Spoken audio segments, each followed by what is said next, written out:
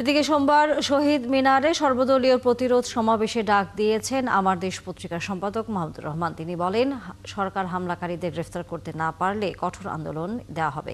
আর বিভিন্ন দলের নেতারা বলেন, এটি শুধু হাদির উপর হামলা নয়, দেশ ও জুলাই যোদ্ধাদের উপরও হামলা। মোহাইনুল খান অপুর প্রতিবেদন।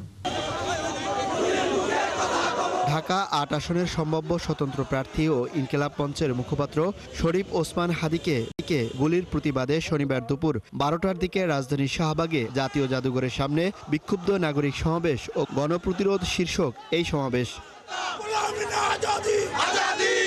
এতে ইনকিলাব মঞ্চের নেতাকর্মীদের পাশাপাশি এনসিপি, ইসলামী দলসহ বিভিন্ন রাজনৈতিক দলের নেতারা যোগ দেন।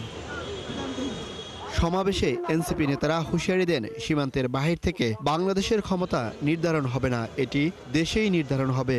আমাদের বাংলাদেশের শত্রু আওয়ামী লীগ এবং ইন্ডিয়া।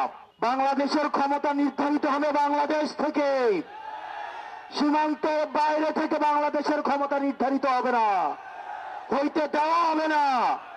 এটাই উসমান হাদি ভাই বারবার আমাদেরকে শিখিয়ে গেছেন। হাদির উপর হামলাকারীদের গ্রেপ্তারে ১৫ই ডিসেম্বর সময়সীমা দিয়ে একই দিনে কেন্দ্রীয় শহীদ মিনারে সর্বদলীয় সমাবেশের ডাক দেন আমার দেশ পত্রিকার সম্পাদক মাহমুদুর রহমান।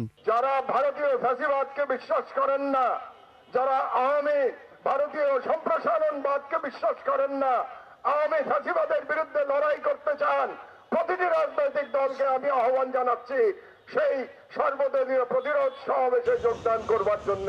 আমি এই সরকারকে ৪৮ ঘন্টা সময় দিচ্ছি। ১৫ তারিখের মধ্যে তারা যদি হাদির হত্যাকারীদের হত্যা করার যারা চেষ্টা করেছে আততায়ীদের, তাদেরকে গ্রেফতার করতে না পারে, তাহলে ১৫ তারিখ শহীদ মিনার থেকে এই ইনচারিবের বিরুদ্ধে আমরা বৃহত্তর আন্দোলনের ডাক দেব। ভারত ও আওয়ামী লীগের জায়গা এদেশে আর হবে না বলেও সতর্ক করেন বক্তারা। ভারতীয় হেজিমনি। মোহাইনুল খান অপু, ৭১, ঢাকা।